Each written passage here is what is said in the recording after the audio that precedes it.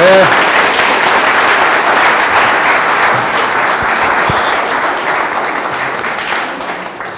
이거 어째 앉아서 하는 게 좀 이상하긴 한데 좀 건방져 보이기도 하고요, 그죠? 좀 예, 그럼 어색하지만 이렇게 앉겠습니다. 예, 아이고, 요 들어오다 보니까 이제 저 앞에 이제 민주주의 최후의 보루는 깨어있는 시민의 조직된 힘이다 이렇게 쓰여 있습니다. 이 말씀을 왜 하셨을까? 그 얘기를 오늘 하게 되지 싶습니다. 그 부산영화제 얼마 전에 끝났습니다. 그 부산 분들은 많이 영화를 즐기셨을 텐데 거기서 이제 남영동 1985가 이번 부산영화제 최대 화제작이 됐습니다. 김근태 선배 그 남영동 기록을 토대로 해서 이제 만든 영화고요. 저도 짤막하게 출연을 했습니다. 그래서 많은 분들이 걱정하시죠. 또 악역했냐? 근데 그 악역 전문 배우가 있습니다. 명계남이라고. 그래서 개 시켰습니다. 나쁜 짓은 개 시켰고 저는 그냥 말만 했습니다. 옆에서. 그래서 그다지 그렇게 걱정을 안 하셔도 될 것 같다. 그런 생각이 듭니다. 근데 그 영화를 저는 이제 기자시사 그러니까 처음 공개한 거죠. 저도 편집본은 본 적이 있는데 제대로 공개되는 필름은 처음 봤는데 그 기자 시사 끝나고 나니까 20대 여자 기자들이 물어봐요. 정말 저랬느냐. 있는 사실을 그대로 다시 보여줬다 그랬더니 참 힘들어 하더라고요. 영화 보면서는 그냥 영화련이 그랬나 봐요. 근데 사실이다 그랬더니 굉장히 힘들어들 하더라고요. 오늘이 10월 16일이죠. 16일이고 부마항쟁 33주년인데 참 젊은 분들께서 바로 전에 있었던 일들, 그다음에 지금 일어나고 있는 일들도 제대로 이제 알지 못한다는 게 늘 안타깝습니다. 보면 저도 학교 다닐 때 이렇게 되돌아보면요, 여기 이제 많은 분들 똑같으실 텐데 제 연배의 경우에는 초등학교 때 역사를 배운 적이 없습니다.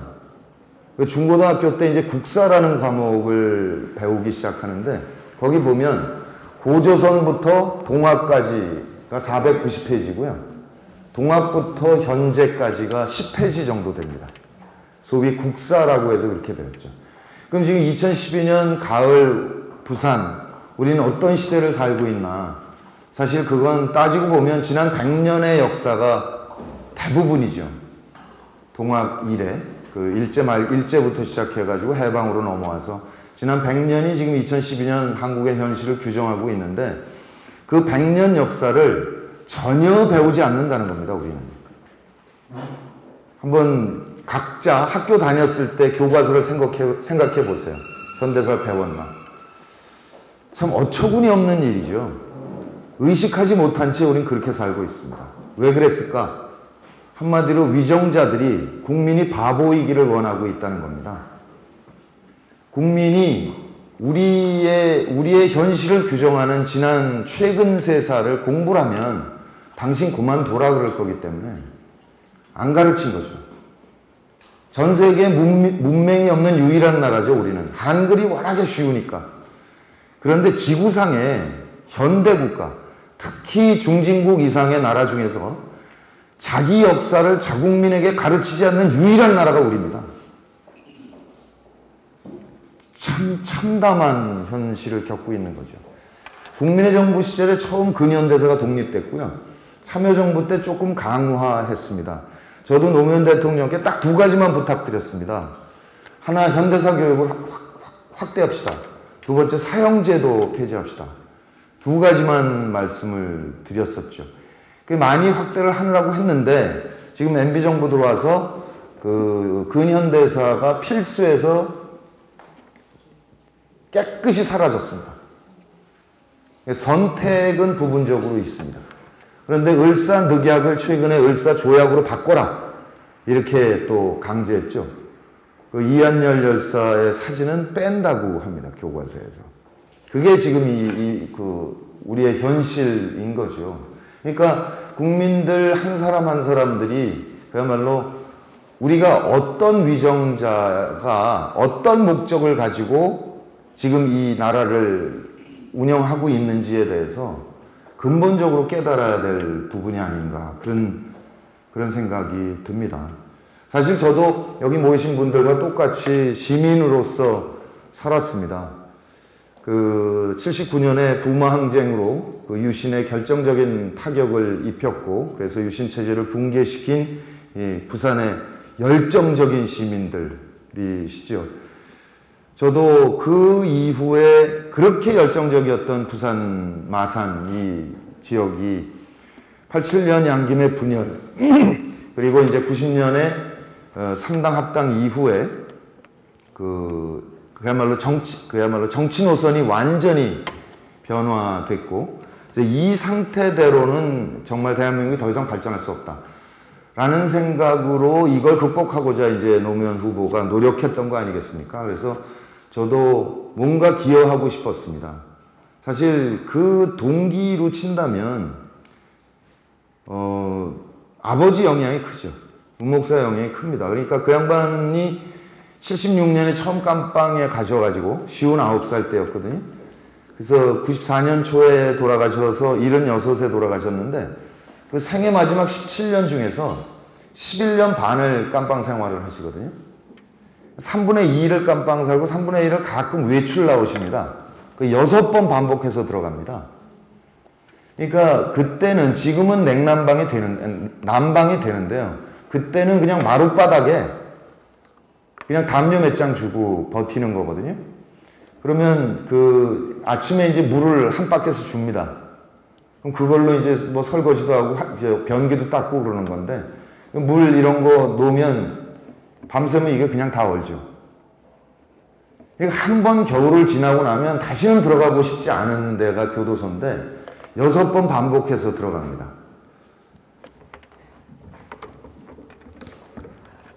그러니까 참 뭐랄까 저는 무서웠습니다. 그렇게 사시는 게 감당도 안 되고 가급적 도망 다녔습니다. 그런데 그렇게 산 분인데 딱 한 가지 시비거리가 남아있어요. 그게 바로 87년 양김의 분열입니다. 책임은 양김 당사자에게 있지만 왜 당시 민통련 의장으로서 그걸 막아내지 못했느냐. 막아내려고 노력했죠. 막판에는 정말 가서 뭐 3시간 4시간을 경론을 벌이고 그랬다 그래요. 얼마 전에 그 오충일 목사님이 전화를 하셔가지고 이제 문재인 후보하고 안철수 후보 이렇게 보면서 걱정이 되시는 거예요. 또 분열하면 어떻게 하냐. 그러면서 저보고 당시 얘기를 해주시더라고. 87년에 문 목사하고 자기하고 합의를 해서 문 목사는 DJ 설득 갖고 자신은 YS 설득을 갔는데 실패했다. 그러니까 그 실패가 결국은 지금 2012년 우리 지금도 고통스럽게 만들고 있는 거니까 그게 늘 안타까웠죠. 그래서 이미 2002년에 문 목사는 세상에 없지만 저라도 한 번 더 국민 여러분께 사죄해 드리고 싶은 마음이라 그럴까요? 그래서 열심히 도왔습니다. 그래서 돕기 시작할 때 그가 당선되더라도 그로부터 어떤 덕도 보지 않겠다라고 말씀드렸던 게 그런 배경이 있기 때문에 그랬던 것이고, 그래서 집권 후에 저보고 뭘 하라고 얘기를 하신 적은 있어요. 근데 이제 사양했던 것이 만약 그분 제안대로 제가 무슨 장관을 한다든지 이렇게 되면 사과가 성립이 안 되지 않습니까? 이제 돕고 나서 덕을 본 게 되기 때문에 그래서 조용히 산만 다니고 살았습니다. 그래서 사실 2007년에 임기 끝나고 봉화 내려가시고 나니까 그렇게 좋더라고요. 해방감이 오는 거예요.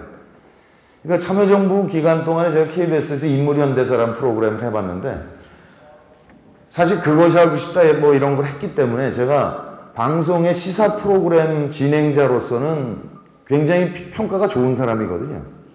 그래서 인물현대사 하는 게 아무런 이상한 게 없죠. 근데 조선일보가 뭐 이것도 특혜라고 하도 공격을 했어서 아예 그냥 없어지는 게 낫겠다. 그러니까 신문에 아예 이름이 안 올라가면 될 거 아니냐. 그래서 이제 산만 다니고 살았던 터였고, 그러니까 임기 끝나니까 이제 마음대로 나도 배우하면서 살 수 있겠구나 싶어서 굉장히 그 해방감을 느꼈죠. 근데 이제 덜프덕 세상을 떠나셨습니다. 이게 무슨 이런 일이 다 있나.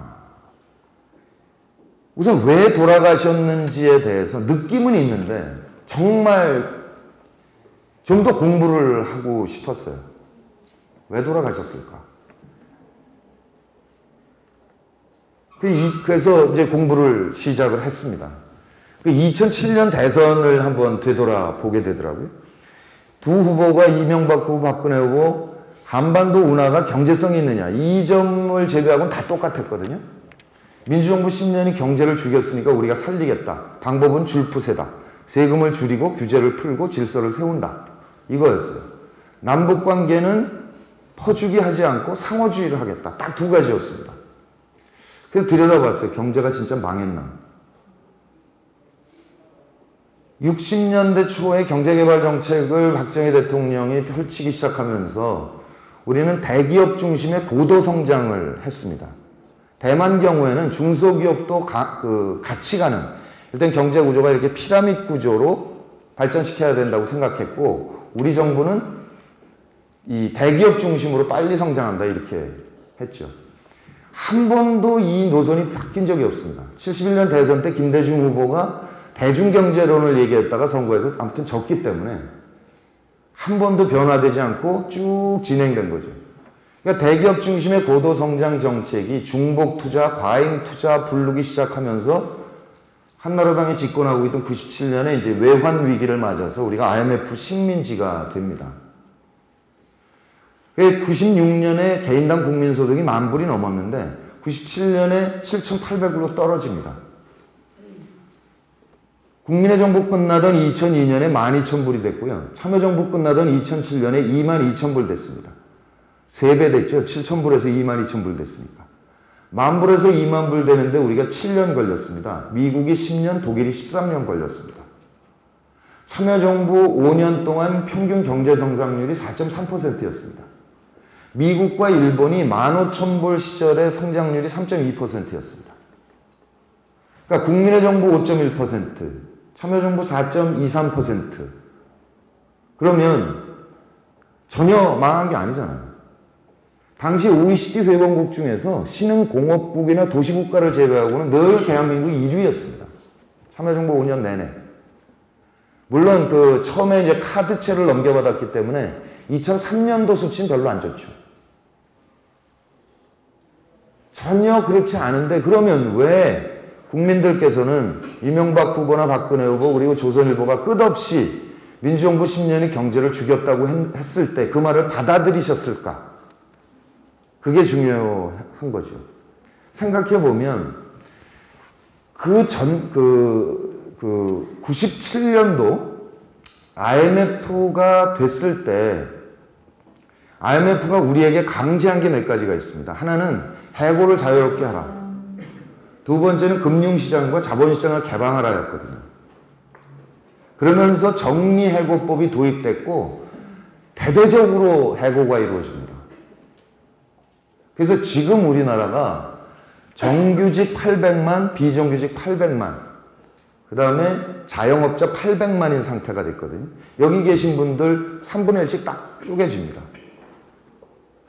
그러니까 살림살이가 워낙에 어려우니까 그 거짓말이 받아들여진 거죠. 그럼 이제 세대별로 생각해 본다면 97년도 이전에는 비정규직이라는 용어 자체가 없었거든요. 실제로 있긴 있었지만 비정규직이 그냥 알바하다가 취업하면 평생 직장이었습니다. 일본이 평생 직장 제도였고 우리도 그렇게 갔기 때문에. 근데 97년 이후부터 비정규직이 어마어마한 숫자로 늘어나기 시작을 한 거죠. 그러니까 97년도 이후에 그 학교를 졸업하고 사회에 나온 분들 경우에는 직장이 너무너무 어려운 거예요. 비정규직 잡기도 어렵고. 그러니까 2007년 대선으로 보면 20대, 30대는 직장 문제가 가장 심각했을 겁니다. 그리고 50대 이상, 50대, 60대 이쪽 분들 경우에는 7, 80년대 때 열심히 일을 하신 분들이잖아요. 근데 그때는 우리나라가 거의 완전 고용 상태였거든요. 급격히 성장을 하고 있었기 때문에 일자리가 얼마든지 있었고, 저 같은 경우엔 대학 졸업할 때 일자리 대여섯 개 중에서 골라갔거든요. 그러니까 그 윗세대들은 과거에 좋았던 때를 생각해 보면서 민주정부 10년이 불만스러웠고, 20, 30대는 아니 그 독재에서 넘어가 민주정부 되고 그럼 좋아질 줄 알았더니 살림살이가 전혀 나아지질 않아요. 일자리만 어려워지고 찾기가 어려워지고. 그러니까 전 세대에 걸쳐서 불만이 이제 폭발했다라고 얘기를 할 수가 있겠죠.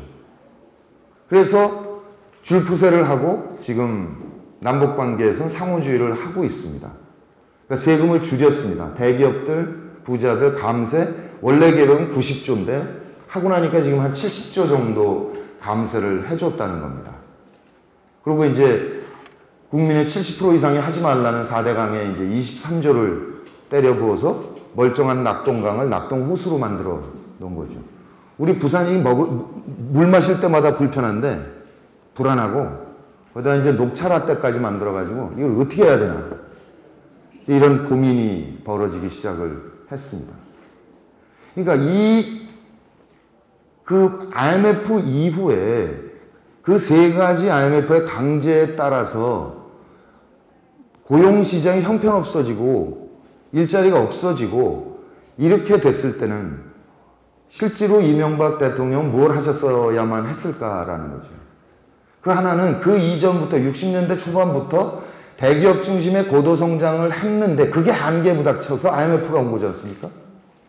그랬으면 대기업 중심이 아니라 대기업과 중소기업이 공정 경쟁이 가능하도록, 그렇게 해서 중소기업에서 좋은 일자리가 많이 만들어지도록 노력을 했어야 되는 것이고, 또 하나는 비정규직을 가급적 줄여나가서 이를 정규직화 하려고 노력을 하고, 정규직과 비정규직 임금 격차를 줄여나가고, 이런 일들을 했어야 되는 거죠. 그런데 이거를 완전히 180도 다른 방향으로 지난 4년을, 5년을 지금 이끌어가고 있는 겁니다. 그러니까 대기업에 대한 규제를 아까 줄푸세, 세금 줄였죠, 70조? 규제를 풀었습니다. 수도권과 지역의 균형 발전을 위한 수도권 규제를 다 풀어버렸죠. 그리고 대기업 규제를 풀었습니다. 그러면서 무한 확장이 일어나기 시작을 하는 거죠. 그게 지금 지난 4년 동안에 10대 기업이 GDP, 그러니까 국내 총생산에서 차지하는 비중이 69%가 됐습니다. 4년 동안 12% 늘어서. 세계 어느 나라 경제에 이렇게 급격한 변화가 있을 수 있겠습니까? 그러니까 수도권과 지역의 이 간극은 점점 더 벌어지고, 대기업과 중소기업의 간극도 그대로 벌어지고, 정규직과 비정규직의 차이는 여전히 그대로 남아있는 상태에 있는 거죠. 그러니까 지금 와서 그 민정부 10년이 경제 죽였으니까 살린다고 그랬는데, 이명박 정부 4년간 대기업 중심으로 그렇게 팽창을 했건만 경제 성장률은 3.1%에 불과합니다. 그러니까 지금 경제 수치로 보면 97년 이후에 10,000불에서 22,000불 갔다가 지금 오락가락하죠. 뭐 10,000불대로 다시 떨어졌다가 지금 23,000불 갔는데, 실질적으로 가계의 가처분 소득은 거의 늘지 않았다는 겁니다. 그러니까 예전에 중산층이 탄탄하게 형성되어 있던 것이 무너져 내리면서 다 하층으로 떨어져 내려가고, 이것이 전혀 개선되지 않은 상태로 지금 있다는 거죠. 그래서 지금 이제 문재인 후보 여러 얘기를 합니다. 일자리 창출에 집중하겠다, 그렇게 얘기를 합니다. 지금 모든 것은 거기 맞출 수밖에 없다고 생각하는 거죠, 이제는. 그러니까 국가 전체가 규모가 얼마나 커지느냐가 국민의 삶에 아무런 영향을 미치지 않으니까 어떻게든 일자리를 만들어내고 복지를 확대하겠다, 이렇게 주장을 합니다. 저도 국민의 명령하면서 한 2년 거리를 다니는데 붙잡고 울어요. 살게 좀 해달라고. 그러니까 지금 20대 대학생들은 등록금이 비싸서 빚을 내야 되는 거죠. 부산에서 부산대학 다니면 4년에 한 2천만 원에서 3천만 원 빚이 생깁니다. 수도권에 가면 1억 정도 생깁니다. 이 빚을 감당하고 사회에 나가야 되는 거죠. 이 등록금을 어떻게 감당할 거냐. 감당을 했다 쳐요. 그 대학을 졸업하면 번듯한 정규직 일자리가 있냐. 이게 없는 거죠. 결혼을 못 합니다. 겨우 결혼을 용기를 내서 합니다. 근데 집은 당연히 비싸서 못 사고 전셋값이 올라서 살만한 집을 구하기가 어렵죠. 겨우 아무튼 지하 단칸방을 얻어서 결혼을 해요. 근데 애를 낳으려고 생각하면 애 낳다가 나 혹시 직장 잘리면 어떻게 하죠? 그렇게 어렵게 잡은 직장인데 애 낳기가 불안해지죠. 용기 내서 애를 낳습니다. 그럼 보육을 맡겨야 되잖아요. 처음에는 뭐 어떻게 좀 기관에 좀 맡겨볼까 하다가 불안해지고 내가 해야지 그럼 이제 직장 그만두는 거죠. 그렇게 해서 겨우 진행해 나갑니다. 애가 초등학교 가면 이제 영어 학원을 합니다. 초등학교 애들부터. 그래서 이 자녀를 대학을 졸업시키려면 이 사교육비와 공교육 비용을 부담하는 그 부담 때문에 노후 대비를 할 수가 없습니다. 그런 상태에서 덜프덕 잘리는 거죠. 그러면 그야말로 퇴직금 몽땅 모아서 자영업 한번 시도합니다. 음식점을 하든 빵집을 하든. 빵집 열었습니다. 근데 대기업이 프랜차이즈로 들어옵니다, 동네에.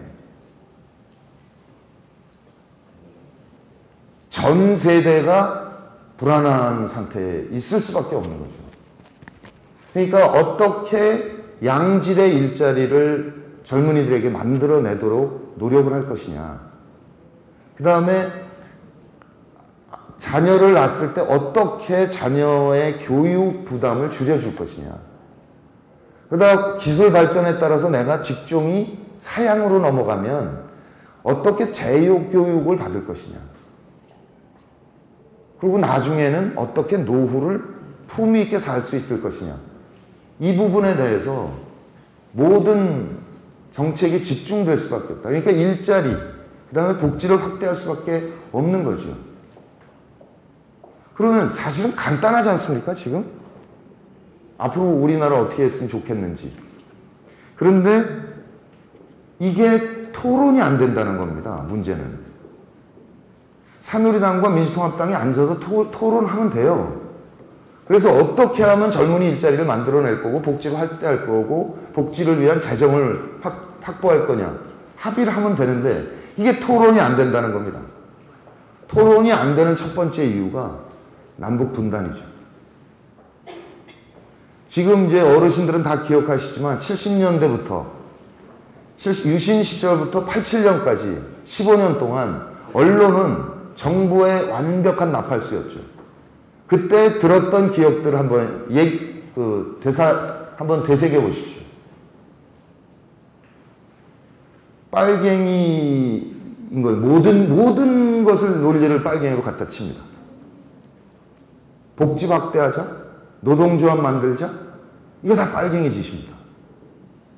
대기업 중심의 고도성장 정책을 한다. 이러지 말고 중소기업을 확대해서 노동자들도 좀 먹고 살게 하자. 빨갱이. 일자리 없는 사람들 어떻게 재교육하고 복지를 하자. 빨갱이. 모든 논리가 거기 딱 막힙니다. 거기에 하나 덧붙이는 게 이제 동서 지역구도인 거죠. 71년 대선 때부터 박정희 대통령이 동서 지역구도를 갈라치기 시작을 했죠. 90년 3당의 합당 이래 이제 완벽하게 자리를 잡고 말았습니다. 그러니까 그 90년 이후에 딱 쪼개지고 나니까 민주당 계열은 김대중 총재 중심으로 움직여가는 거죠. 그러니까 김대중 총재는 호남 사람이고 그리고 그가 주장하는 거는 빨갱이다. 이 논리인 거죠. 모든 것이. 그러니까 지금 예컨대 그 종합부동산세라는 게 있었지 않습니까? 참여정부 때. 그거 만들어서 한 2조 3천억인가 그 세수가 있었습니다.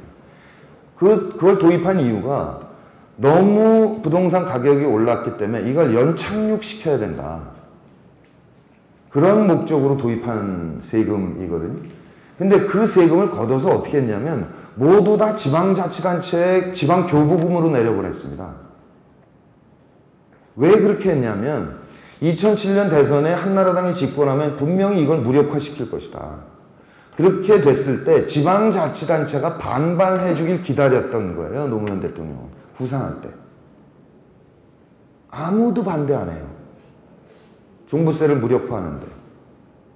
그래서 지방교부금이 덜 오기 시작했습니다. 최대 피해 지역이 어디냐면 대구는 달성군이고요. 부산은 북구입니다. 제 지역구. 부산에 사는 기초수급자의 26%가 북구에 사시거든요. 3년 동안 100억 줄었거든요. 그러면 그 100억이 줄었으면 누가 손해인 거예요? 북구의 가난한 사람들이 손해 아닙니까? 달성구는 박근혜 의원 지역구죠. 거기 가난한 사람들이 피해를 보는 거죠. 그런데 종부세 도입에 대해서 전 국민의 65% 이상이 반대했고 특히 영남은 거의 70% 이상이 반대했습니다. 종부세 납부자의 80%가 수도권입니다. 그러니까 수도권의 집값이 높으니까 거기서 종부세를 걷어서 지역 발전에 쓰자고 했던 거예요. 특히 영남에서 반대를 많이 하신 거죠. 그러니까 나의 생활을 어렵게 만드는 정책을 찬성하는 거예요. 딱 걸려있는 거예요, 거기에. 그러니까 이게 71년부터 또는 90년부터 이렇게 생각을 해보자면 그냥 예전에 70년대, 60년대 처음에 경제개발을 할 때는 박정희 대통령께서 실제로 영남에 집중 투자를 했습니다. 공장을 많이 세우고. 그러니까 영남 분들이 상대적으로 호남 분들보다 경제 생활이 나았어요. 직장도 더 좋았고. 호남에는 취직할 자리가 없었습니다.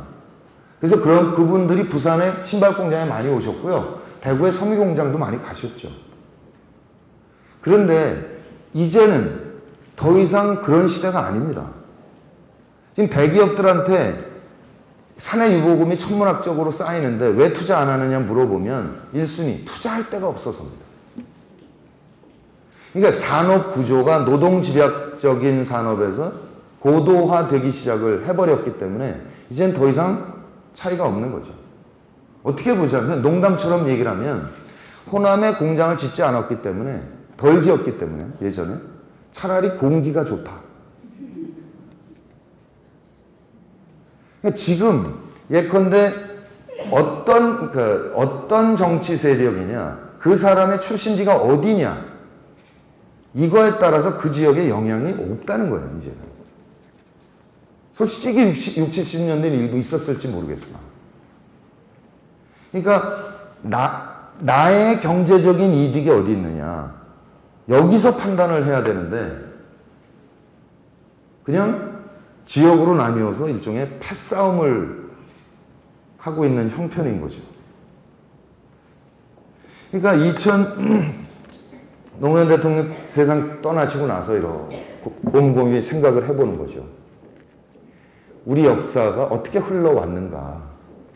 그러니까 대기업 중심의 고도성장 정책을 펼치면서 재벌의 힘이 강화되기 시작을 했죠. 우리 역사에. 그리고 97년 IMF를 당하면서부터 일종의 자본시장, 금융시장의 벽이 허물어졌고 국경이 없어졌고 전 세계 돈이 자유롭게 돌아다니는 소위 신자유주의 체제에 해고가 자유롭게 이루어져서 그러니까 직장의 품질은 점점 떨어지는 이런 구조가 만들어진 측면 하나. 또 하나는 김영삼 대통령, 김대중 대통령, 노무현 대통령 소위 민주화가 이루어져 가면서 권력 구조가 변화가 오기 시작합니다. 그러니까 예전에 유신 시절에 박정희 대통령이나 50의 전두환 대통령은 정말 한 사람한테 모든 권력이 다 집중되어 있었지 않습니까? 근데 이걸 민주화한다는 거는 우리는 민주공화국이지 않습니까? 그러니까 시민이, 한자풀이라면 시민이 주인으로서 더불어 어울려 사는 나라가 민주공화국입니다. 그러니까 한 사람에게 집중된 권력을 민주공화국 체제에 맞게 풀어준 거죠, 이렇게. 그러면 언론은 언론대로, NGO는 NGO대로, 검찰은 검찰대로, 사법부는 사법부대로 각자 민주공화국 체제에 맞게 자기 직분을 다하면 원활하게 굴러갈 수 있겠죠. 근데 이때 내려가던 권력을 중간에 낚아채버린 겁니다. 조선일보와 일부 재벌과 검찰이 이 내려가는 권력을 낚아채서 스스로의 권력을 강화해버린 거죠. 그러니까 조선일보 같은 경우에 유신 시절부터 국민들을 끝없이 세뇌했지 않습니까? 정치 신경 쓰지 마. 그냥 내가 잘할게. 평생 종신 대통령이셨으니까, 박정희 대통령께서. 그리고 노동조합 하지 마. 그거 빨갱이야. 복지? 빨갱이야. 고도성장 해. 이거를 끝없이 얘기해왔던 노하우가 있는 겁니다. 언론이 어느 정도 무서우냐면 아침 방송 이렇게 한번 지금 되돌려 보십시오. 아침 방송 이렇게 텔레비 프로 보면 그 어촌에서 생선 잡는 장면이 많이 나옵니다. 생선을 잡아서 그걸 요리해서 이렇게 먹으면 맛있다. 이런 프로그램이 끝없이 반복됩니다. 한 30년째. 그런데요, 이 소고기를 요리하는 것을 보여주는 것과 살아있는 생선을 잡아서 요리하는 것을 보여주는 것, 여기는 시청률 차이가 확연하게 납니다. 그러니까 우리는 본능적으로 살아있는 고기를 잡는 장면을 보면서 훨씬 더 흥분하는 거예요. 그걸 방송국은 압니다. 그래서 절대로 소고기 요리하고 야채 요리하는 걸 아침에 보여주지 않습니다. 시청률 잡으려면. 그러니까 언론이 어떻게 표현할 때 국민이 속느냐, 이 노하우가 40, 50년 쌓여 있는 거죠. 그러니까 그때 70년대부터 반복했던 거짓말, 이거를 지금 조선일보가 끝없이 하고 있는 거죠. 그러니까 남북 관계, 아까 모순구조가 남북 분단이고 동서분단이라고 말씀을 드렸는데, 그럼 이게 상대 개념이 있지 않습니까? 이 상태에서 남에서 북을 저주하는 거죠. 동에서 서를 저주하는 거죠. 일종의 저주 마케팅입니다. 그러니까 그 탈북 청소년들한테 앙케이트를 한 게 있는데, 조사가 조선일보 볼 때 제일 마음이 편하대요. 왜 편하냐면 노동신문을 보는 것 같아서. 그러니까 노동신문은 미제에 대해서 그냥 극도로 감정을 올린 상태에서 저주를 퍼붓는 논조거든요. 조선일보에서 그게 보이는 거죠. 그러니까 아까 말씀드렸다시피 경제민주화를 어떻게 할 거냐, 재벌과 중소기업이 어떻게 공정 경쟁할 거면 노동자가 좀 사는 세상을 만들 거냐, 너무나 평범하게 그냥 토론하면 되는 내용이에요. 그런데 그거를 극도로 고양시켜서 저주하는 논조로 갖다 갈겨대는 거죠. 그러니까 이것이 저는 우리 국민의 평소 정서구조를 대단히 많이 망치고 있다고 생각합니다. 실제로. 대화하면 되는 거를 욕을 해버리는 거죠. 그러니까 그것이 민주정부 10년을 거치면서 일종의 동맹구조가 만들어집니다. 시간이 없으니까 축약을 하면 조중동 카르텔과 그 다음에 일부 재벌과 새누리당, 그 다음에 검찰을 하수인으로 둔 아주 단단한 기득권 동맹이 만들어진 거죠. 거기에 새누리당은 공화당 시절부터 해서 50년 된 정당입니다. 온갖 관변단체가 다 붙어있죠. 그러니까 피라미드 구조의 정당에다가 기득권의 동맹 구조가 만들어져 있는 거죠. 그렇게 해서 대기업 중심으로 고도성장을 해서 그러니까 그 소위 양극화가 얼마나 벌어지느냐에 관계없이 자신들의 이익을 위해서 조직적으로 움직여가고 있는 거죠. 그런데 좀 더 더불어 살고 싶다라고 생각하는 사람들 경우에는 정당 구조가 허술하게 짝이 없습니다. 민주통합당 보면 조직이 없어요. 그러니까 노무현 바람, 문재인 바람, 안철수 바람, 이 바람이 불어야 선거를 할 수 있는 거예요. 이 상태대로 어떻게 2012년을 맞을 거냐 난감하더라고요. 그래서 통합운동을 시작했습니다. 그러니까 당시에는 민주당이 있었고 그 다음에 영남 민주세력이 상당 부분 바깥으로 나와 있었어요. 영남에서 민주화를 위해 노력한 분들 경우에. 그러니까 이 5개로 분열된 정당 구조로는 선거가 안 되니까 이 구민주당과 영남 민주세력까지 한꺼번에 힘을 합쳐보자. 이 점이 하나 있었던 거고. 두 번째는 지금 20대, 30대, 40대 초반 정도까지와 그 40대 후반, 특히 50대 이후 세대하고는 판이하게 다른 세대들입니다. 여러 가지 환경이 있는데 하나는 그 전 세대들과 달리 지금 젊은 세대들 경우는 물론 지금 경제 구조가 문제가 있지만 상대적으로 과거보다 풍요로운 상태에서 성장을 했고요. 민주정부 10년의 민주주의를 만끽했습니다. 그러다 보니까 이 사람들 경우에는 87년을 기준으로 해서 87년 6월 항쟁 이전 세대들은 이 세상을 민주화와 독재의 대결 구도로 인식하는 측면이 강해요.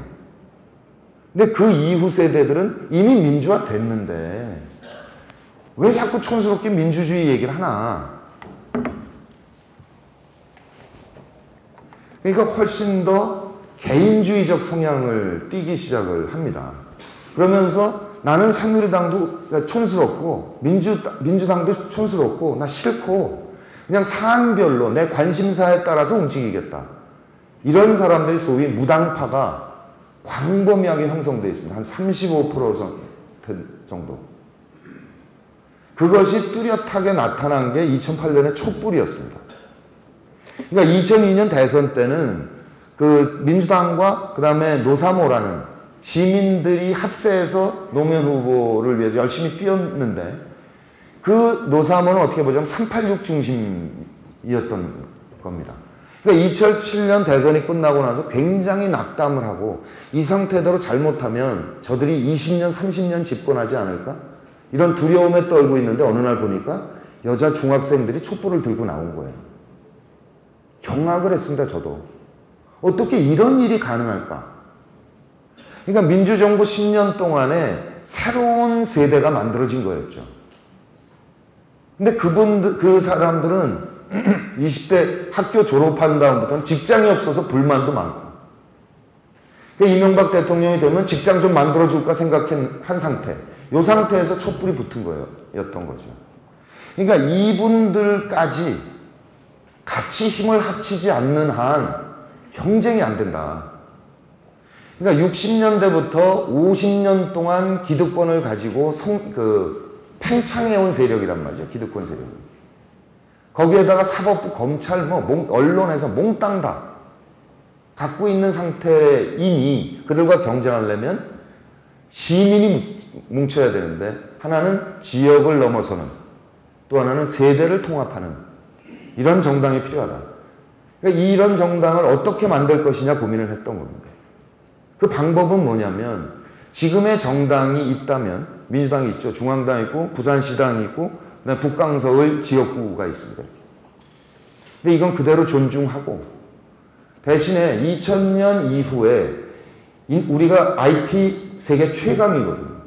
IT 환경이 최강입니다. 그러니까 인터넷에서 준정치결사체 활동한 경험이 대단히 많습니다.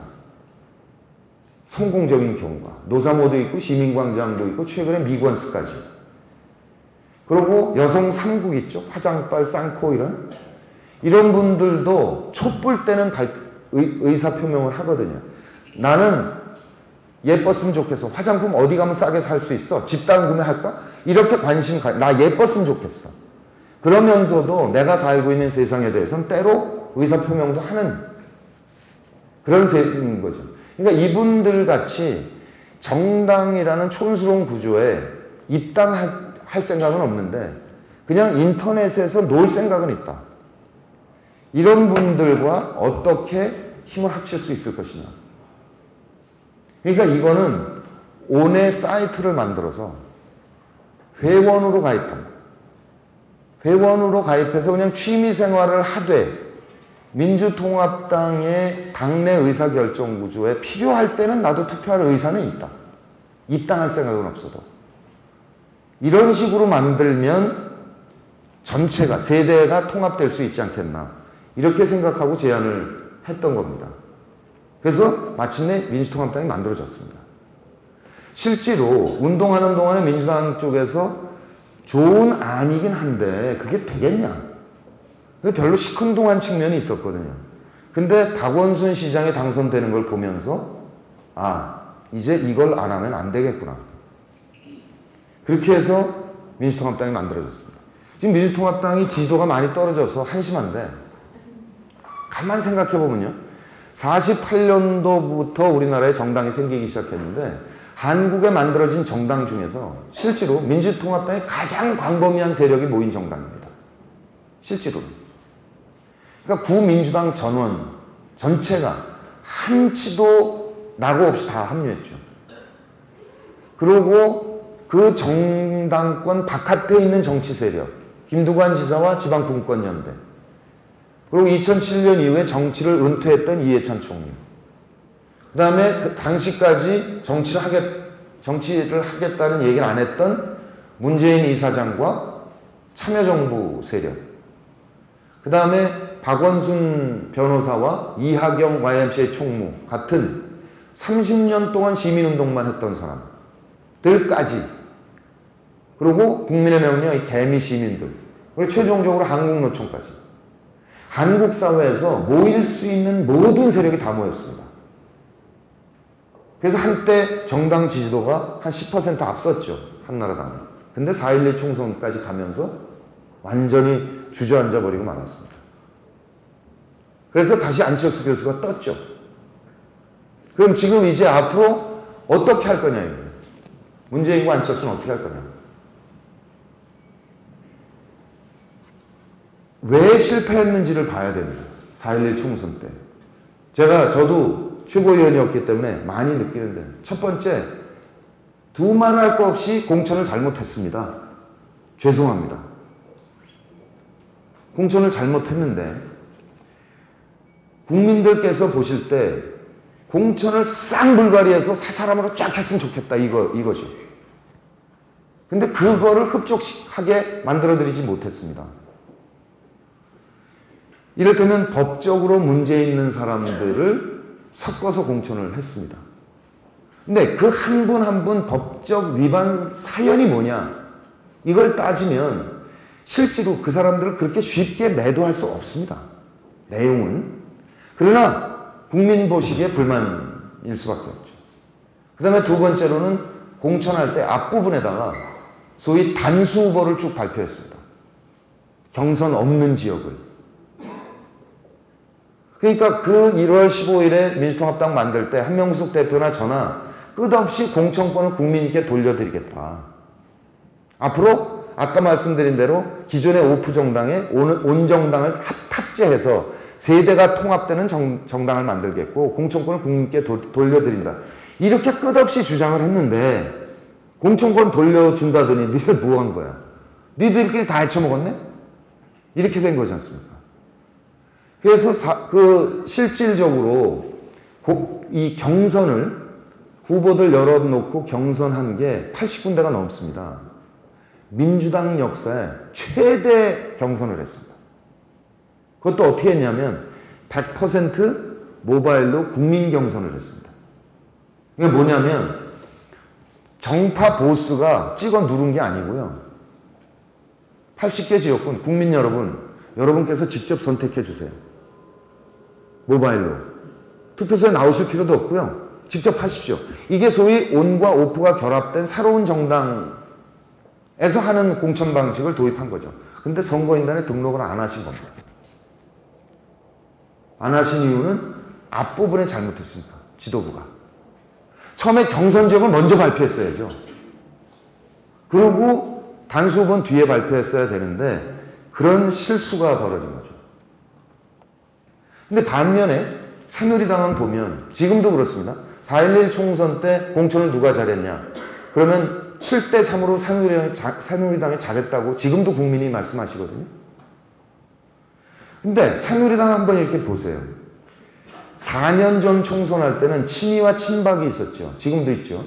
그 친이가 친박을 학살했습니다. 그 친박연대가 생겼죠. 근데 요번에 선거를 앞두고 갑자기 박근혜 의원을 비상대책위원장으로 그냥 옹립을 해버려요. 친이와 친박의 쟁투가 없어져 갑자기. 그리고 박근혜 비대위원장이 친이를 막 잘라요. 근데 탈당도 안 해요. 어떻게 그런 일이 있을 수 있을까? 정당에서는 있을 수 없는 일이 벌어진 겁니다. 그러니까 탈당하려는 사람들에 대해서 이명박 대통령이 직접 전화해서 말렸다는 보도가 있었어요. 어느 정도 사실인지는 모르겠지만. 결국 이명박 대통령과 박근혜 의원 간에 모종의 거래가 있었을 개연성이 매우 높죠. 소설입니다. 뭐 명예훼손으로 고발할 생각 하실 필요 없어요. 그냥 소설인데 그랬을 가능성이 매우 높아 보이죠. 그러니까 지금 와서는 완전히 독재 체제로 공천을 해놓고 보니까 뭐 복사기 돌린 사람, 뭐 재수씨 성추행하려고 했던 사람, 뭐 별 사람이 다 나와요. 민주통합당에는 없지 않습니까? 실제로. 그러니까 어떻게 보자면 새누리당은 독재의 효율성을 즐긴 것이고 민주통합당은 민주주의의 비용을 치렀습니다. 근데 어쨌거나 원인이 어디 있거나 간에 졌어요. 물론 공천 부분이 있고 또 하나는 한미 FTA와 강정마을에 대한 논란입니다. 말 바꿨다. 근데 그 두 사안은 참여정부와 MB정부 사안이 워낙에 달라서 논쟁이 길어요. 근데 그걸 아주 압축해서 얘기해버리거든요. 말 바꾸는 정당. 여기에 대한 제대로 대응을 할 수가 없었습니다.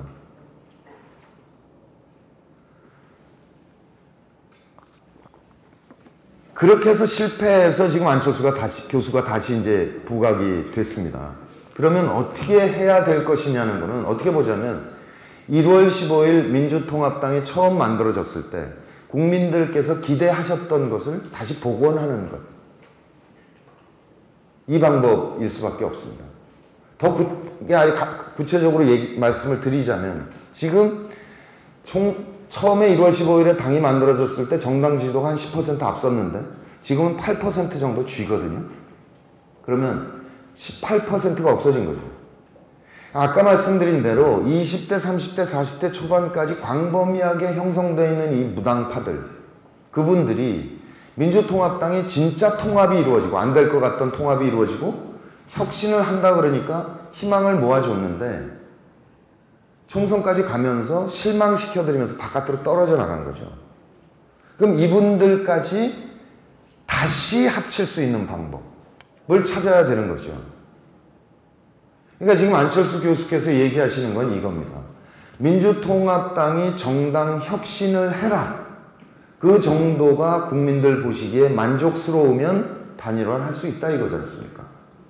그러면서 요구하시는 게 뭐냐면 이런 얘기입니다. 정당은 플랫폼 정당이 돼야 한다. 그 다음에 전문가들과 시민들의 네트워크가 형성돼야 된다. 세 번째, 그렇게 해서 공천권을 국민께 돌려드려야 한다. 이게 안철수 교수와 안철수 교수 캠프에서 지금까지 정당 혁신에 대해서 하신 말씀입니다. 근데 다 영어라서 기분 나쁘시죠? 다 영어예요. 다 영어인데 그럼 이 플랫폼 정당이라는 건 뭐냐? 그건 국민의 명령이 주장한 온라인 정당을 얘기하는 겁니다. 그러니까 기존의 정당이 있는데 사이트를 만드는 거예요. 노사모같이 시민광장, 미건스같이 사이트를 만들어요. 사이트, 이게 플랫폼이란 얘기입니다. 여기에 회원들이 들어오십니다. 들어오실 때 지금 전문가들과 시민 네트워크가 필요하다고 그랬잖아요.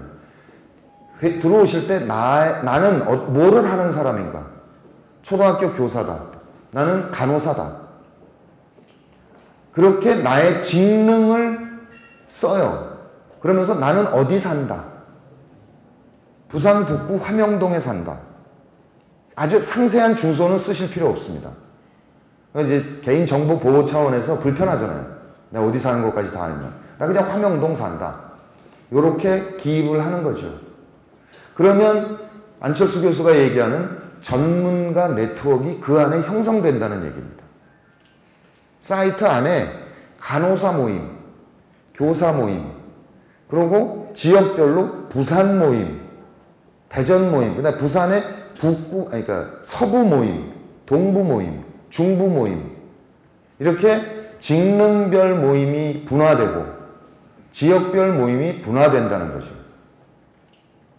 그러니까 부산 경우에는 대개 보면 생활 권역으로 묶입니다. 그러니까 남구, 중구, 뭐 북구 뭐 이런 거는 행정상 인구를 갖고 자른 거잖아요. 근데 그게 아니고 지하철과 버스가 다니는데 한 30분이면 모일 수 있는 장소를 중간에 두고 모입니다. 그러니까 부산 서부 그러면 북구, 강서구, 사상, 사하 이렇게까지 5개가 모입니다. 국회의원 지역으로 5개가 한 생활 모임이 됩니다.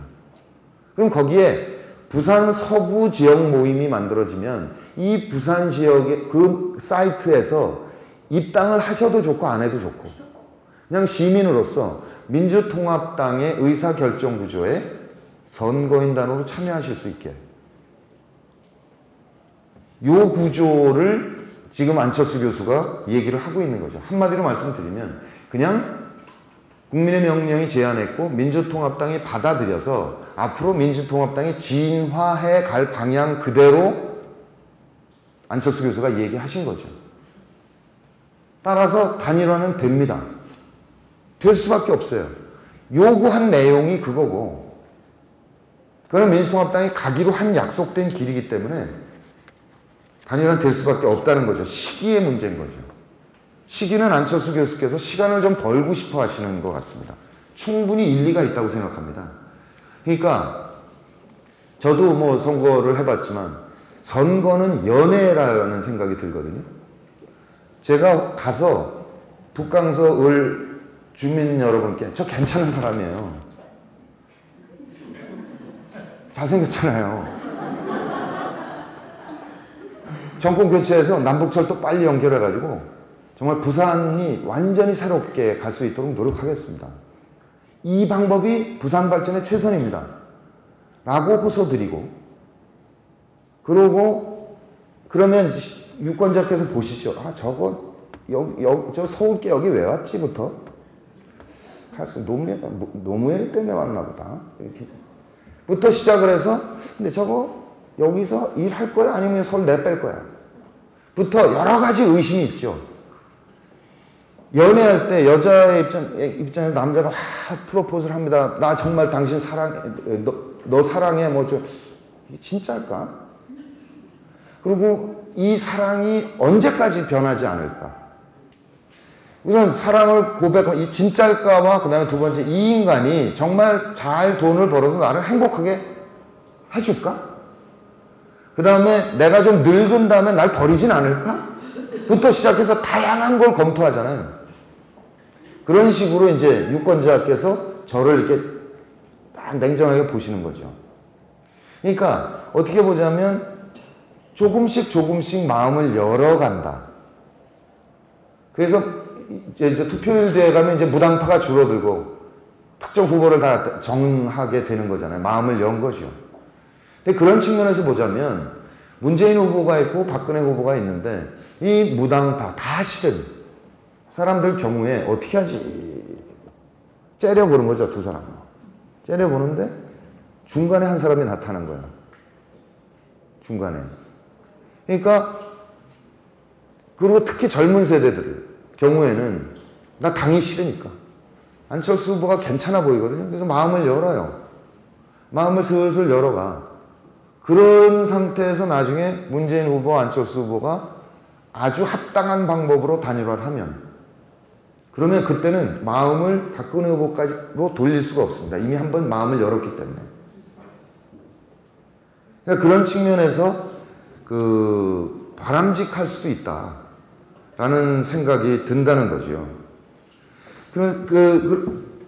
그러면 이 상태에서 이제 우리가 뭘 할 거냐, 시민들이. 이제 이 말씀인데요.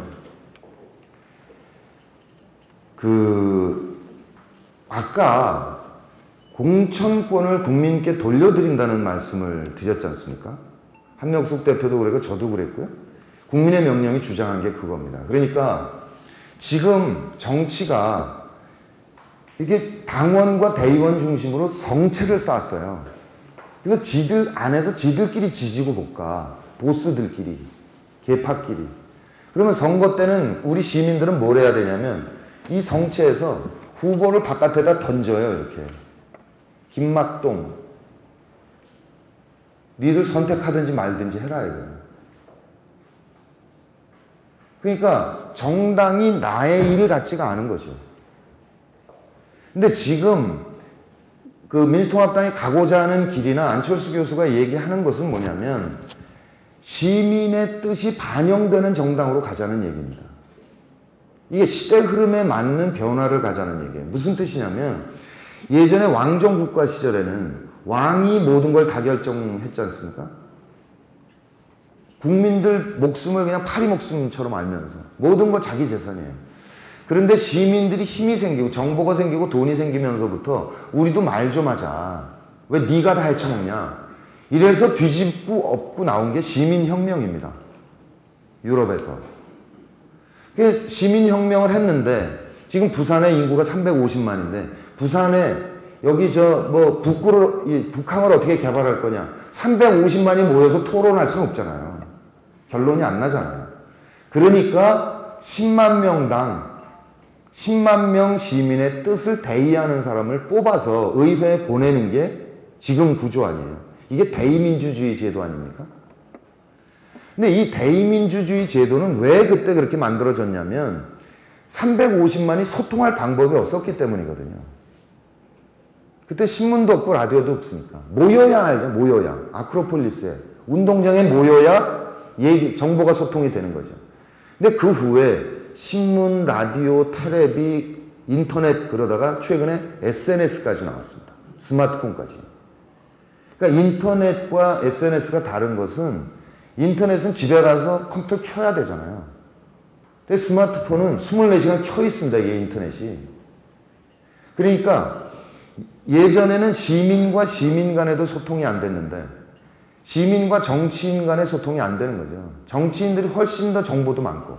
근데 이제는 소통이 완벽하게 이루어져요. 시민들 간에. 그리고 정치인과도 얼마든지 소통이 되고 정보량은 똑같고 정치인이나 시민이나 그 다음에 지성은 집단 지성이 발휘되면 시민이 더 뛰어나요. 이제는. 정치인도 24시간 사는 사람이고 시민도 24시간 사는 사람이고 뇌의 용량은 같아서 한계가 있습니다. 아무리 많이 공부를 해도. 시민이 모이는 게 훨씬 더 집단 지성이 뛰어나거든요. 그러니까 그렇게 해서 시민과 소통이 되고 정치가 시민의 뜻을 반영하고 후보를 선출하고 그 후보가 선출돼서 의원 생활하고 있는 동안에도 시민과 상시적으로 소통하는 구조로 가자. 이런 거란 말이에요. 근데 왜 4.11 총선 때 안 됐다고 말씀드렸냐면 지도부가 잘못해서 선거인단에 등록 안 하셨기 때문이라고 말씀드렸잖아요. 선거인단에 등록을 안 하시는 바람에 어떻게 됐냐면 기존의 지구당 위원장들이 동원해서 다 이겼습니다. 선거인단을 한 2,000명씩은 동원할 수 있거든요. 누구나. 경쟁이 안 돼버린 거죠. 근데 여론조사 전문가들은 뭐냐면 지역구별로 표본수가 10,000명 이상 되면 집단 지성이 발휘된다는 거예요. 그러니까 후보가 3명인데 각각 김이, 박 씨가 3,300명씩 등록하면 김 씨가 등록한 3,300명이 김 씨를 찍는다는 보장이 없어요. 셋 중에서 좋은 사람을 뽑는다는 거죠. 이게 이번에 경선에서 제주에서 일어난 사태입니다. 그러니까 제주에서 문재인 후보, 김두관 후보, 손학규 후보 다 10,000명 이상씩 등록했다고 알려져 있거든요. 그런데 까보니까 3,000명, 5,000명밖에 안 찍은 거예요. 그게 부정이 있었지 않았냐. 근데 그게 아니라는 거죠. 등록할 때는 친구가 야 등록하자 그러면 해. 근데 이를테면 김씨 운동원이 김씨를 위해서 등록했다고 해서 그 사람이 김씨를 찍는 보장이 없고 이씨를 찍을 수 있다는 거예요. 이 상태를 확장시키면 어떻게 되냐면 전국에 지역구가 250개 정도 되기 때문에 한 250만 명 정도의 시민들께서 입당하지 않아도 네트워크 속에 참여를 해 주셔야 이 정당이 작동이 된다는 겁니다. 그러니까 어떻게 보자면 이상인지 모르겠는데 이러지 않으면 국민들께서 정당에 갖는 불만이 해소되지가 않는다는 거예요. 그러니까 시민과 정당이 완전히 같이 갈 수 있는 구조. 그러니까 저는 이 국민의 명령 운동하고 지금 이제 미래통합당 들어서 활동하면서 끝없이 그 생각이 드는 겁니다.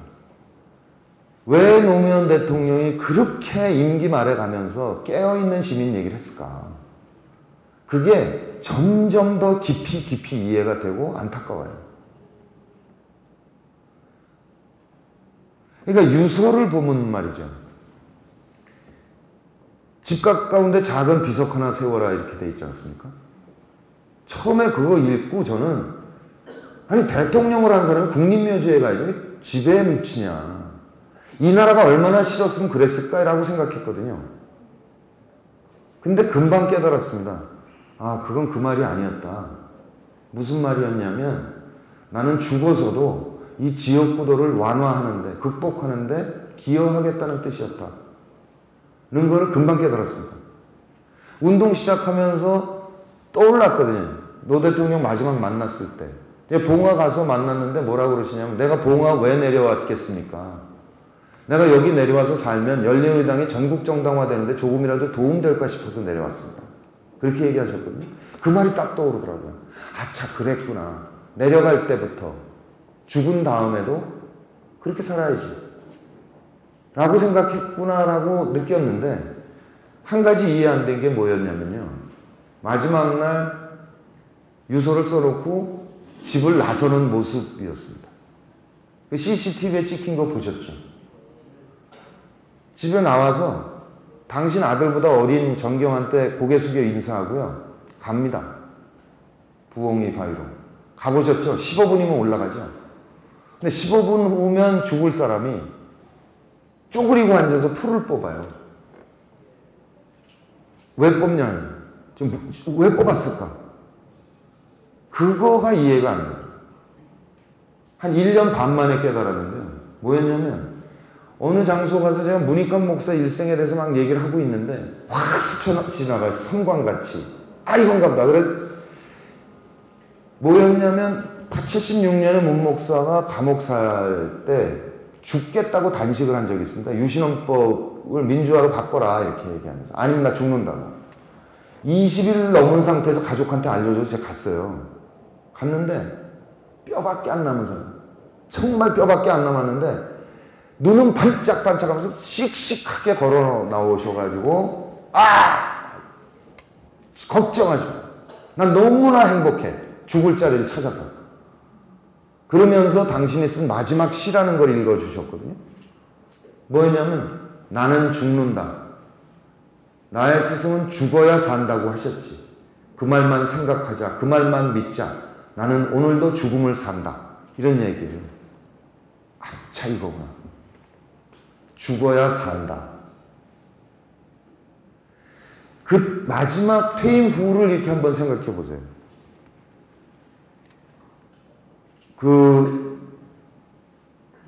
대통령 기록물 사태가 났습니다.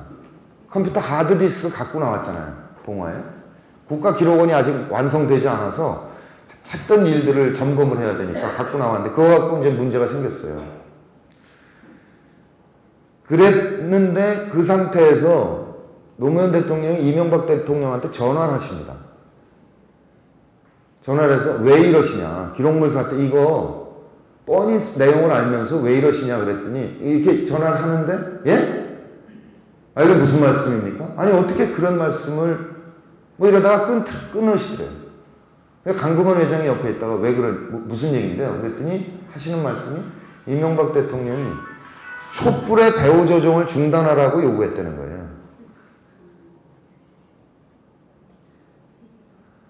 예? 이게 무슨 그러니까 2008년 촛불을 노무현 대통령 세력이 배후 조종해서 그 사태를 벌이고 있다라고 생각했다는 거죠. 그때부터 공격하기 시작을 한 겁니다. 기록물 사태부터 시작해서. 근데 그때 노무현 대통령이 그 하드디스크를 반환하기로 결정하고 인터넷에 쓴 글이 있어요. 저도 그 글을 읽으면서 맨 마지막에 뭐라고 되어 있냐면 저는 두려운 마음을 가지고 이 전선에서 물러섭니다. 라는 말이 있어요.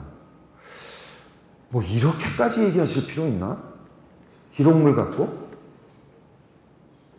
근데 돌아가시고 나니까 그 말이 그렇게 아프더라고요. 그때 두려운 마음을 갖고 물러섰다는 거예요. 그리고 이제 박연차 사태가 터지죠. 한참 진행되니까 뭐라고 얘기를 하십니까? 나의 실패가 진보의 실패가 아니다. 나를 버려라 그럽니다.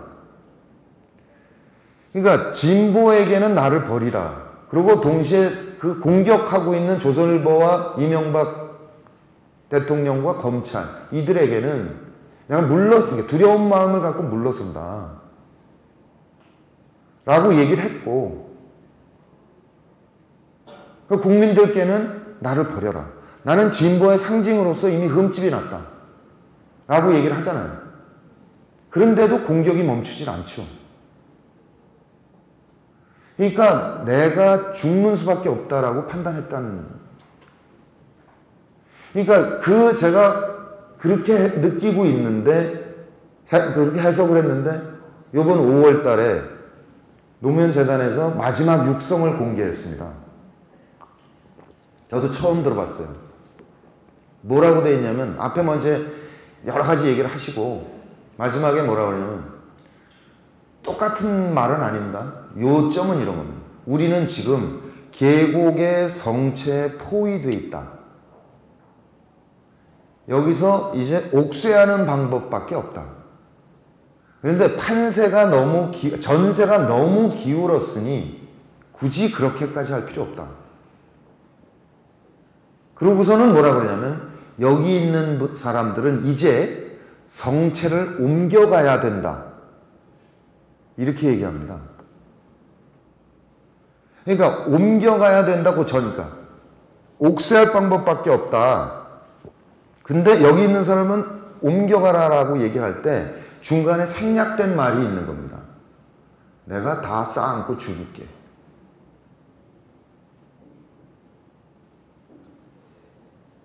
그러니까 퇴임 후에 계속 몰리고 있으면서 이 양반이 얼마나 많은 생각을 했겠습니까? 회한이 얼마나 많았겠습니까? 참여정부가 잘했다고 주장하는 거 아니에요, 저도. 아까 말씀드렸다시피 민주정부 10년이 경제를 죽인 것이 완벽한 국민 사극이었던 건 분명해요. 그렇죠? 그러나 서민도 더불어 사는 세상, 국회의원 초선돼서 국회에서 연설하는 거 보셨지 않습니까? 안 입고 와서 죽지 않는 세상, 제대로 먹고 사는 세상, 이런 거 만들기 위해서 정치한다. 서민들도 더불어 사는 세상을 만들기 위해서 나는 정치를 했는데 해놓고 보니 이 서민들의 삶의 개선을 나는 충분히 해내지 못했다. 그러니까 얘기한 게 정말 아픈 것은 민주정부 10년이 노동을 놓친 것이다 이거죠. 한나라당이 집권하고 있을 때 잘못해서 IMF를 불러들여서 정리해고가 통과됐고 어마어마한 비정규직이 만들어졌는데 시작은 한나라당이었지만 어찌됐든 정권이 10년 동안 이걸 제대로 방어해내지 못한 건 너무나 안타깝다. 잘못했다. 조선일보와 한나라당이 그냥 뻑하면 좌파 포퓰리즘이라고 빨갱이라고 공격을 했지만 그래도 그걸 꿋꿋하게 버티고 새빨간 색연필로 북북 거서 복지 예산을 이만큼 늘렸어야 되는데 그거 하지 못했다. 그리고 FTA에 대해서도 얘기를 했죠. FTA 왜 하려고 하시느냐고 저도 여쭤봤어요. 뭐라고 그러시냐면 우리나라가 경제 세계 12위인데 우리나라 위에 있는 나라들 몽땅 다 서비스업이 강해요. 그러니까 서비스업을 확대하기 위해서는 FTA가 필요하다고 봤던 거예요. 이 양반은. 그랬는데 퇴임하고 났는데 월가가 완전히 붕괴해버린 거예요. 2008년에. 이거 뭐야? 우리 금융허브를 만든다고 그랬는데 이게 신기루였네? 전면 재검토를 해야 됩니다. 이렇게 얘기를 한 거죠. 그러니까 그렇게 생각해 보면 이제 왜 그가 운명이다라고 얘기를 했는지가 이해가 되는 겁니다. 나는 오랫동안 대기업 중심의 고도 성장을 펼쳐간 경제 구조 속에서 끝내 그게 결국은 새누리당 쪽에서 잘못해서 우리가 IMF 식민지가 돼서 세계 신자유주의 물결 속에 휩쓸려 버렸다. 이런 환경 속에서 나로서는 하느라고 하긴 했다. 만족스럽진 못하지만 그런데 지나고 보니 주변에 흠집이 좀 생겼다. 나야 삼당합당 할 때부터 대통령 하겠다고 작심을 한 사람이니까 내 주변은 나는 관리를 했는데 충분히 관리하지 못했다. 이제 어떻게 할 거냐 그러면.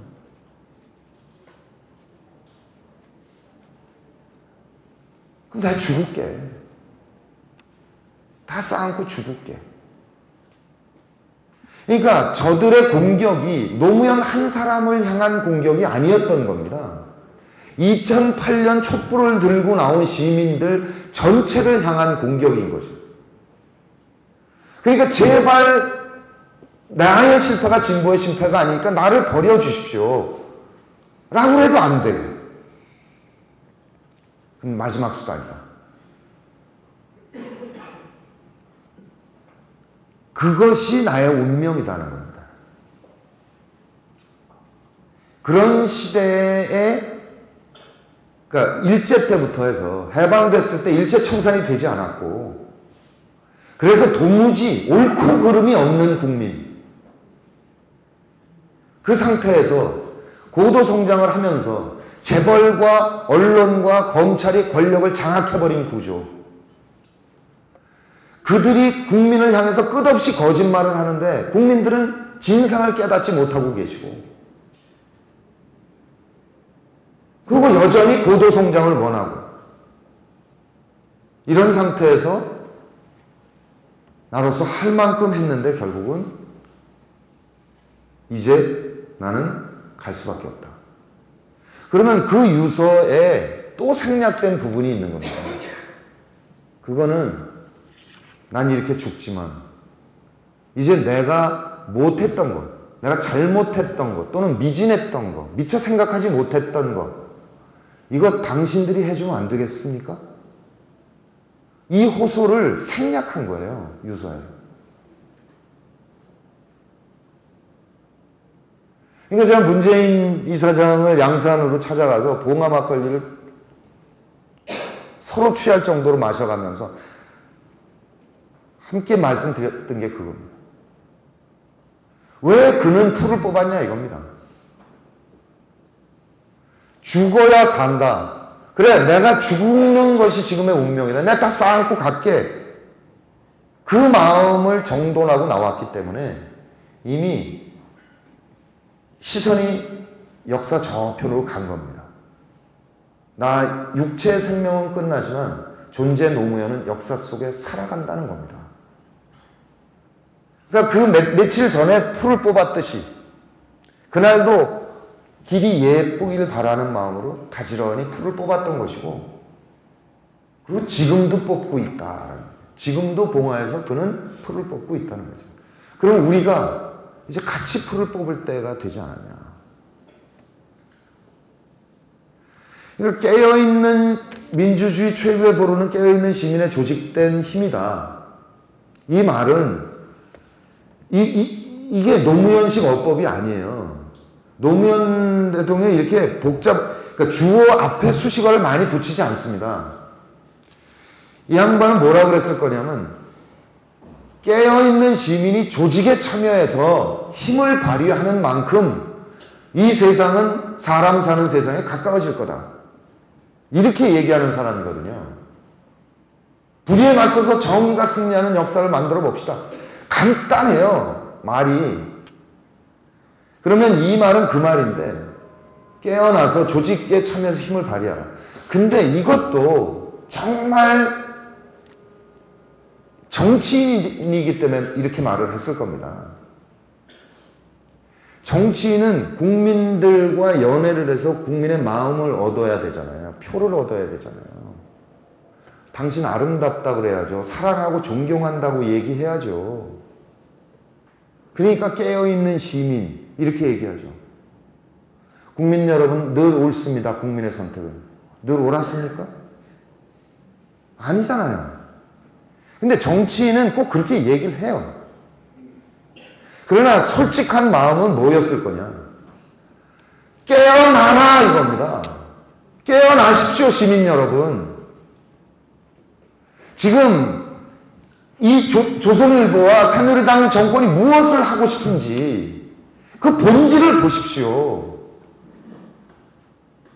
저들이 남북관계를 단절해서 부산의 발전을 철저하게 막아버리고 있는데 부산을 이렇게 망가뜨리고 있는 그것 실상은 그런데 그거는 깨닫지 않고 퍼주게 한다고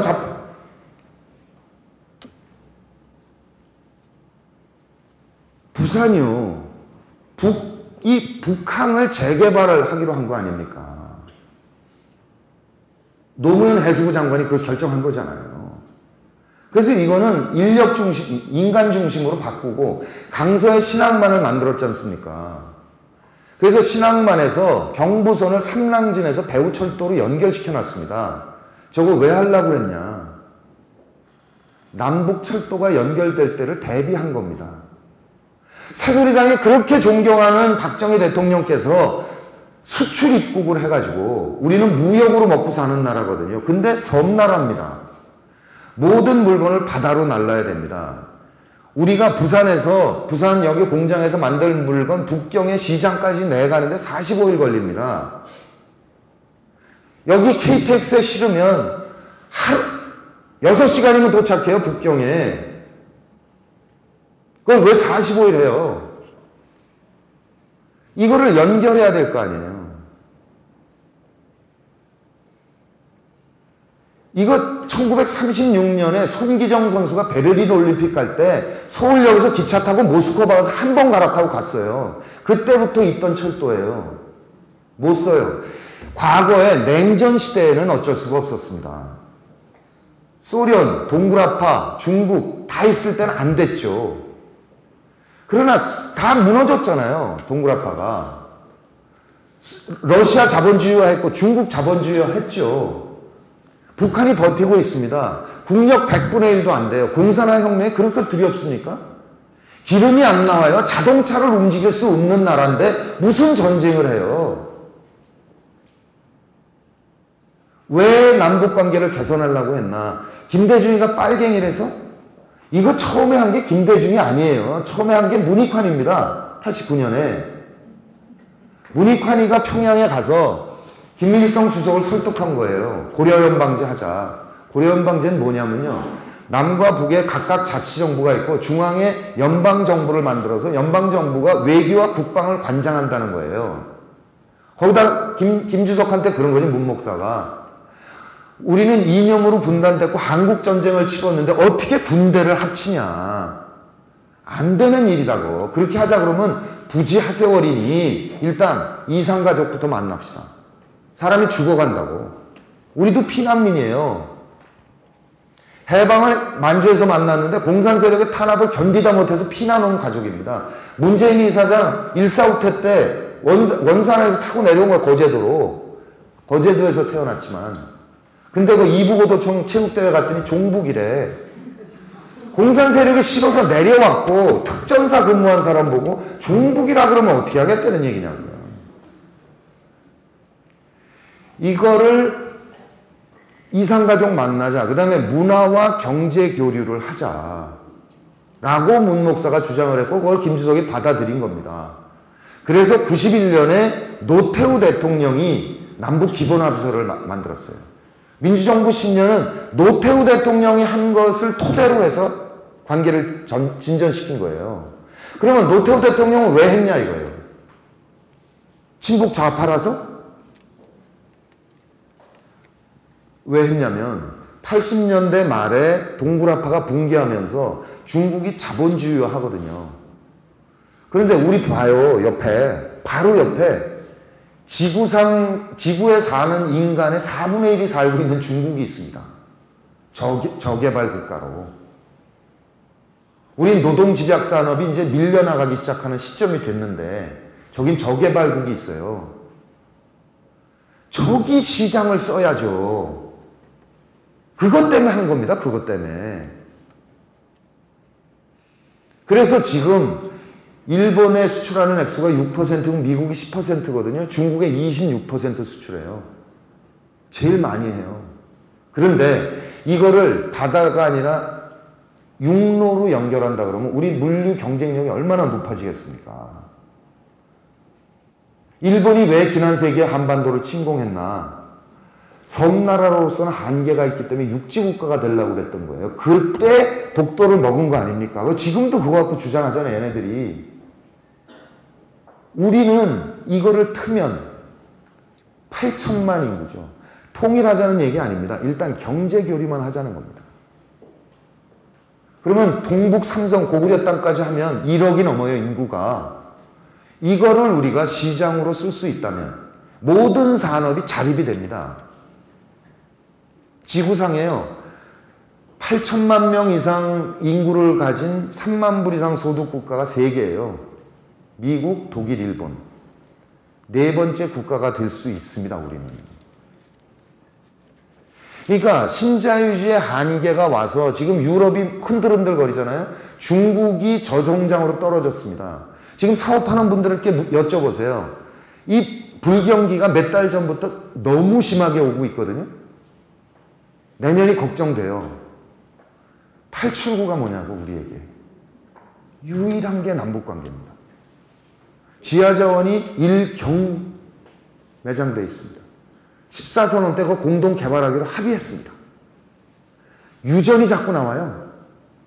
유전. 그래서 지금 신의주 앞바다에 1경 추정 매장량. 상업가치 5,000조로 치면 우리 100조 수입하거든요. 50년 쓸 게 있습니다. 그게 관계를 단절하니까 중국으로 다 넘어가요, 지금. 차례로. 한 달 전에 북한 전역의 지하자원 탐사권이 중국으로 넘어갔습니다. 뭐 하자는 거냐. 미래의 어마어마한 이득을 다 팽겨치고 새누리당이 그렇게 폐지를 반대하는 국가보안법에는 북한 땅은 반국가단체가 불법적으로 점령하고 있는 대한민국 영토거든요. 근데 왜 잘라줘요, 중국에? 이완용은 돈이나 받았지. 이 뭔 반민족적인 매국 세력이냐 이거예요. 이게 금년 12월에 결판 나는 겁니다. 이명박 후보도 남북관계 개선한다고 말은 했어요. 2007년에. 자기는 실용이기 때문에.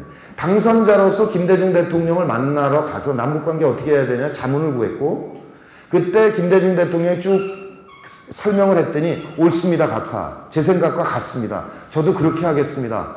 이렇게 4번 얘기했대요. 근데 안 하잖아요. 왜 안 하냐. 반공을 자기 권력 강화를 위해서 쓰고 있는 극우 세력이 있는 한 새누리당 세력은 못합니다. 이명박 대통령이 그래서 안 된 겁니다. 조선일보가 방해해서. 그러니까 조선일보는 자기의 권력 강화를 위해서 이 반공을 마케팅 수단으로 활용하고 있는 겁니다. 제가 반공 안 하자는 얘기 아니에요. 하자고. 그러나 현실과 상관없이 가지 말자는 거예요. 요 근본적인 모순 구조. 그러니까 지금 무슨 복지든 남북관계든 다 빨갱이라고 몰아치고 있는 이 와중에 이 부산이 어떻게 피폐해지고 있느냐를 경험하고 계시잖아요. 남북철도가 연결될 때를 대비해서 다 해놨지 않습니까? 공사를 참여정부 시절에. 이미 2007년 이명박 대통령이 14선을 그대로 이행했다면 이미 경의선은 연결돼 있습니다. 2008년부터. 그러면 여기서 그냥 기차에 실으면 가는 거예요. 그렇게 되면 일본 경우에 중국하고 교류하는 업체들이 있을 거 아니에요. 주로 중국하고 교류하는 업체들. 거기다 지진까지 났어요. 강속으로 다 이주 옵니다. 공장 옮겨요, 일로. 지금 국제 물류단지 1000만 평 지정해 놨잖아요. 텅텅 비어 있잖아요. 차요. 그러면 창원이 생기면서 마산을 먹었듯이 이 남북철도만 연결되면 강서 중심으로 부산은 완전히 새로운 도시가 되기 시작한다는 거예요. 그럼 젊은이들이 수도권 가서 기웃거리지 않고 부산에서 어깨 펴고 살 수 있지 않냐 이거예요. 그런데 그걸 안 하는 정당에 계속 압도적으로 표를 보낸다. 안 하는 정당에. 그러니까 정말 여기는 깨어있는 시민들이신데 한 사람 한 사람 붙들고 설득을 하시는 수밖에 없습니다. 특히 남북관계를 가지고. 구체적으로 내가 논리 무장을 하는 거죠. 더 이상 대기업 중심의 고도성장은 안 됩니다. 중소기업과 공동성장을 해야 됩니다. 골목 상권 보호해야 됩니다. 재벌의 무한 확장은 제어해야 됩니다. 비정규직 줄여가야 되고 정규직과 비정규직의 임금 격차를 줄여가야 됩니다. 젊은이들의 일자리를 만들기 위해서 노력해야 됩니다. 그건 저 새누리당도 할 거야. 이렇게 얘기를 하시면 마지막 남은 무기 남북관계입니다. 이거 철저하게 생각을 딱 무장을 하셔서 논쟁을 붙는 겁니다. 그것을 어떻게 해나갈 거냐. 이게 지금 여기 이제 시민 캠프니까, 노면 시민학교니까 다 이미 이렇게 동지들 많이 만나고 계신데, 각자 집에서 혼자 계실 때는 전망이 없으면 희망이 없고, 어딘가 조직화를 해야 됩니다. 조직화를 해서 힘을 발휘해야 될 거 아니에요. 지금 노무현 시민학교도 좋고요. 문재인 후보 경우에는 시민 캠프라고 일단 사이트가 만들어져 있습니다. 요게 앞으로 아까 말씀드린 단일화를 향해서 민주당의 변화 과정, 그러니까 플랫폼과 네트워크 형태로 발전해 나갈 겁니다. 그러니까 일단은 시민 캠프에 회원으로 가입을 해서 이 안에서 부산 지역에 얼마나 동지들이 있고 전문 직종별로 어떻게 있고 힘을 모아 가는 것, 그것이 우리가 지금 해야 될 일이다 이렇게 생각을 하는 거죠. 네, 고맙습니다.